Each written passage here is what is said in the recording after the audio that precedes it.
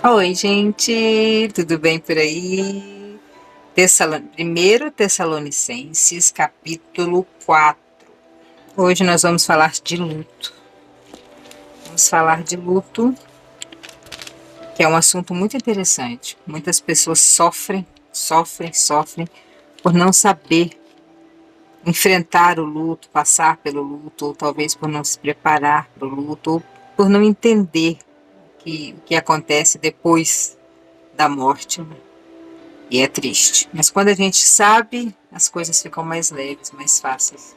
E é isso que Paulo está tentando ensinar aqui para o pessoal de Tessalonicenses. Ele ensinou, né? Ele deixou esse capítulo aqui, essa carta escrita, né? Tem 18 versículos. Essa partezinha da carta, que é o capítulo 4 que a gente vai ler agora. Vamos ver o que o Senhor tem para falar com a gente? Que o Senhor te abençoe, te guarde, que você tenha um curto momento aqui com a gente de reflexão. Que você passe o dia pensando nas coisas que a gente precisa saber, né, que são inevitáveis, né? A morte é inevitável. E o luto também, né? Aqui a gente vai falar sobre luto mesmo, de pessoas, mas existe o luto de perder um casamento, de perder uma coisa que você gosta muito, emprego, né? Tem vários tipos de luto. Tudo que é perda é luto. Mas aqui é luto de gente mesmo. O título é A Vida que Agrada a Deus. Finalmente, irmãos, vocês aprenderam de nós como deve viver para agradar a Deus. E é assim mesmo que vocês têm vivido. E agora pedimos e aconselhamos, em nome do Senhor Jesus, que façam ainda mais, pois vocês conhecem os ensinamentos que demos pela autoridade do nosso Senhor Jesus. O que Deus quer de vocês é isso, que sejam completamente dedicados a Ele e que fiquem livres da imoralidade. Que cada um saiba viver com a sua esposa de um modo que agrade a Deus, com todo respeito e não com paixões sexuais baixas, como fazem os incrédulos, que não conhecem a Deus. Nesse assunto, que ninguém prejudique o seu irmão e nem desrespeite os seus direitos. Pois, como nós já lhes dissemos e avisamos, o Senhor castigará duramente os que fazem essas coisas. Deus não nos chamou para vivermos na imoralidade, mas para sermos completamente dedicados a Ele. Portanto, quem rejeita esse ensinamento não está rejeitando um ser humano, mas a Deus, que dá a vocês o seu Espírito Santo. Não há necessidade de lhes escrever a respeito do amor pelos irmãos na fé, pois o próprio Deus lhes ensinou que vocês devem amar uns aos outros. Pois é esse amor que vocês têm mostrado a todos os irmãos que vivem em toda a província da Macedônia. Portanto, meus irmãos, pedimos que façam ainda mais. Procurem viver em paz, tratem os seus próprios assuntos e vivam do seu próprio trabalho, como já dissemos antes. Assim, aqueles que não são cristãos os respeitarão, e vocês não precisarão viver às custas de ninguém.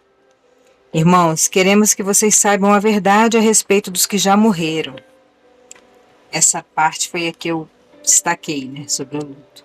Ali ele está falando sobre a família, sobre como você deve se comportar no seu casamento, no seu testemunho com as pessoas, essas coisas, porque, como diz o ditado, né, onde tem placa tem história. Provavelmente alguém levou para ele que eles estavam fazendo imoralidades, coisas que Deus não se agrada. Então ele estava instruindo, ensinando. Como um bom mentor que ele era das igrejas, ele estava ensinando o que deve e o que não deve fazer. A nossa vida tem que ser dedicada ao Senhor e não às imoralidades, né? Aí tem gente que pega isso e faz um carnaval sobre essas coisas, inventa um monte de coisa, fala um monte de coisa. A intimidade do casal, quem responde é o casal. Dentro de quatro paredes é o casal que resolve ali. Pessoas tementes a Deus sabem até onde devem chegar. Isso aí é coisa, cada um cuida da sua vida, né? Até porque a gente nem tem acesso a isso e nem deveríamos ter também. Mas ele, como era um líder geral, ele estava ensinando, parem com essas orgias, com essas imoralidades terríveis, porque a nossa vida tem que ser dedicada ao Senhor, né? Tudo que desagrada, tudo que coloca, tudo que ocupa o lugar de Deus no nosso coração. Que as pessoas, a imoralidade, ela tem uma força muito grande. O pecado da imoralidade, ele é tão forte, ele é um dos mais difíceis de se libertar, sabia? Existem até estudos sobre isso. Você consegue se libertar até da droga, da cocaína, do vício, do vício que também é um vício, né? Mas a imoralidade é uma coisa muito difícil. Por isso, se você se enfiar nisso, é só o Senhor mesmo para te libertar disso.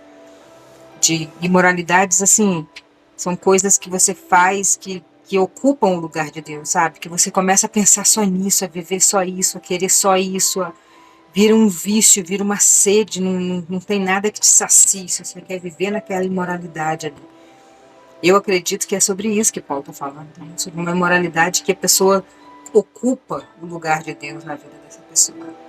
É sobre isso que ele está falando ali, eu acredito, né? Toque de Clay, eu penso que é isso. Que não acho que ele ia se meter na vida pessoal de cada um se as pessoas fossem todas servas de Deus, né? Como eram, né? Eles eram bons. E agora essa parte é a parte que ele fala da vinda do Senhor Jesus. Irmãos, queremos que vocês saibam a verdade a respeito dos que já morreram, para que não fiquem tristes como ficam aqueles que não têm esperança. Nós cremos que Jesus morreu e ressuscitou. E assim cremos também que depois que Jesus vier, Deus o levará de volta. Junto com ele, levará os que morreram crendo nele.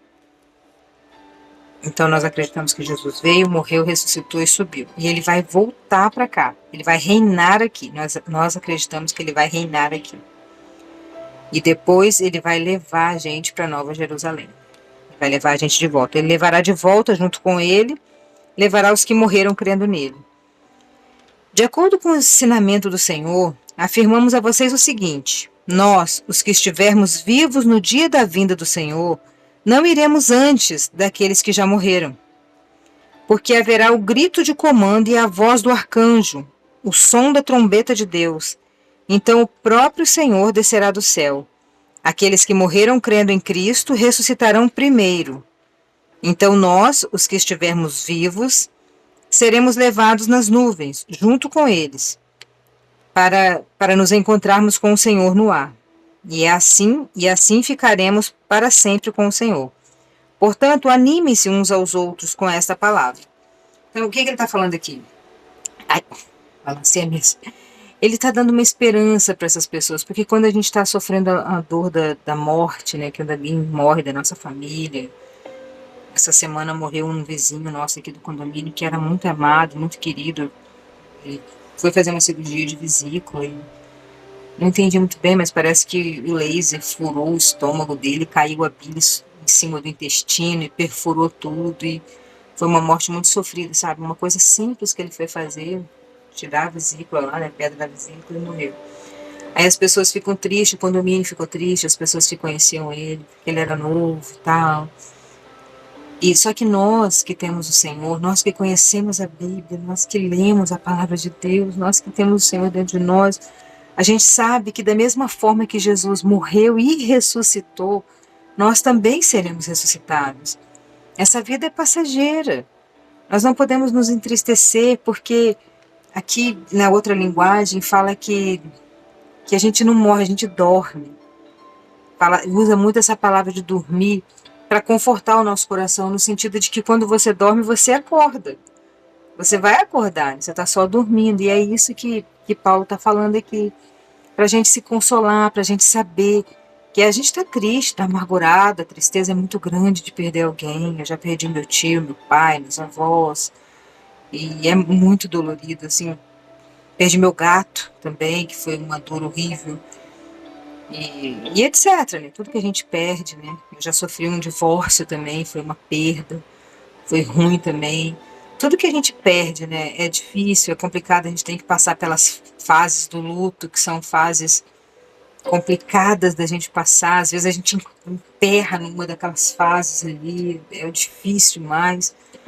E Paulo vem falar para a igreja, falar para nós também que, como o capítulo de ontem, né? Tudo passa.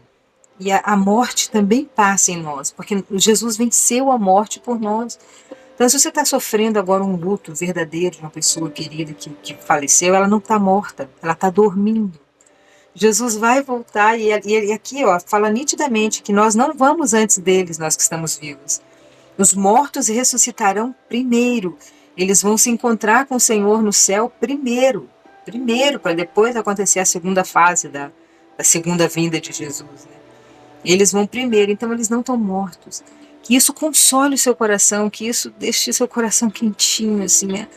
A ausência dos olhos, do cheiro, do corpo da pessoa é dolorida demais. Nossa, só quem já viveu que sabe como dói, como é horrível, como parece que abriu um vale assim nos pés da gente. A gente fica ali naquela queda, é uma coisa horrível. Mas você que está aqui ouvindo agora, você sabe que está sabendo agora que ele vai ressuscitar. Não está morto, está dormindo. Está dormindo e a gente vai encontrar com Jesus no céu, seja a gente aqui na terra ou eles que já estão dormindo, todo mundo vai ter que prestar conta ao Senhor. Você se console com essa palavra, com a certeza do reencontro, sabe? Com a certeza de que o Senhor vai ressuscitar essa pessoa e a gente vai se ver de novo e vai viver numa terra que não tem morte, nunca mais. A morte vai ser amarrada para sempre. Ela entrou e destruiu a nossa humanidade, né? Ela destruiu a nossa vida. Ela destruiu.